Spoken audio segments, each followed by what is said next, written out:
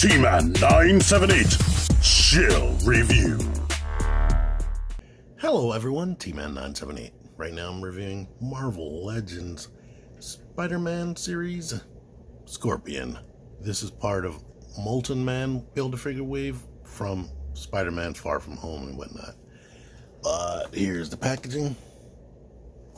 Here's this picture on the back. And it says, in order to track down Spider-Man, Mac Gargan undergoes an experimental procedure to fuse his body with an animal, becoming the super-powered criminal Scorpion. I always figured it was a suit. I can't remember what the details is. I remember his tail getting ripped off all the time because it was like mechanical. So I don't know about that fusing with animals thing. But they have different takes on all these characters. This took me forever to set up, so I wanted it to be the beginning of this video. But anywho, I really like this figure way more than I wanted to. NECA stand, Bandai Tamashii Stage Act 4. Only thing that I didn't like when I saw the finalized pictures, I didn't like that they painted his mouth and nose green, but depending on the artist or the book, that is accurate. But I've never liked anything like that since like the days of freaking Batman Beyond. When Batman Beyond, his whole face is black, but you still see his teeth when he talks. I'm like, how does that work? How is the suit wrapped around the lips?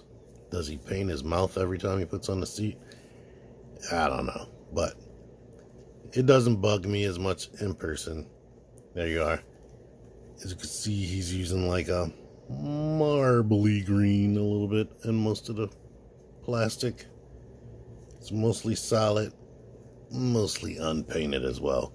I guess all the budget went into this frickin' bendy wire tail, which is very, very freaking long. It's about freaking 12 inches. Let me measure it if I can. Stretching it out, I can see that his tail is over 14 inches. Like to the base of this backpack, that's over 14 inches. So that's a very long tail. That's a lot of bendy wire. Don't you worry, it goes all the way to the top right there, so you can get some poses like that. And this will be good for holding him up, because this thing is heavy. It probably weighs as much as him. So that's why they cheaped out on the paint. Maybe they ran out of the paint budget to paint his mouth, which it would be crazy, because he has like little to no other paint. The gloves are painted because I believe this whole arm is green, so the glove is painted. That's just that color plastic, and this will be this color plastic since it swivels right there. But yeah, I'm happy they went with this bending, this diaphragm joint. It makes him super posable. I've been using this so much that I forgot that he actually does have a real ratcheted waist joint. Legs go out really far. It might go out further than Spider-Man, which is nuts. Why do they do that on Spider-Man figures from Hasbro? Swivel right there, double jointed knees, swivel right here. Elbows bend in way more than 90 degrees, almost all the way up. That's even better than that Spider-Man mold, to be honest.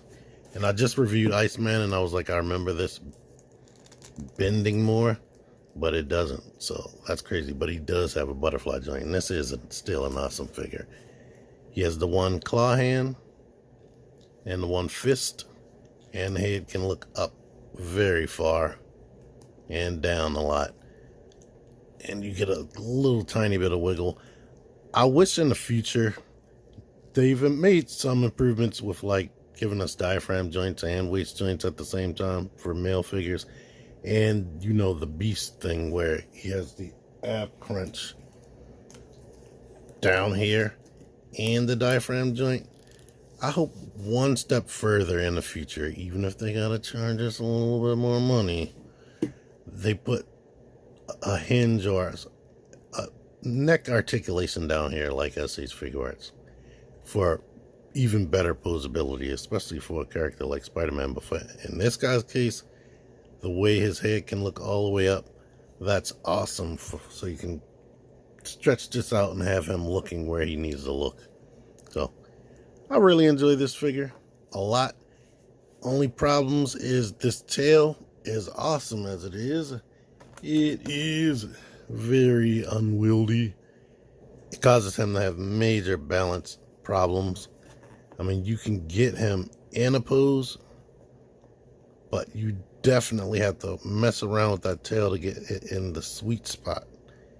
And this is cool right here because, yeah, he's slowly rocking forward. And that's why I had him on that NECA stand earlier.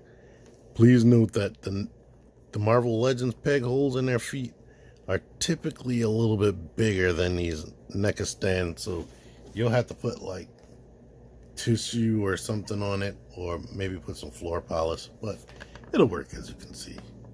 Before I end things, he's about the same height as Spider-Man. Spider-Man is a little bit taller.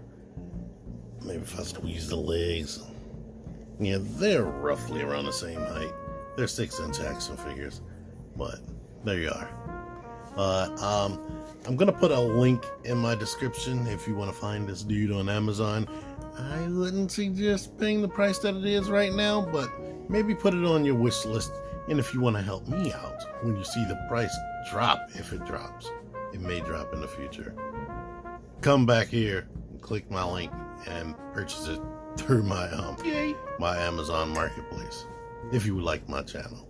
Anyhow, thank y'all for watching this. Until next time, T-Man978 out of here.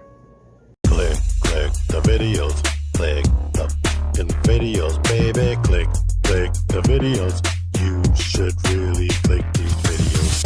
Click the videos, click those videos, baby, click the videos. You really should click those videos. Click that shit.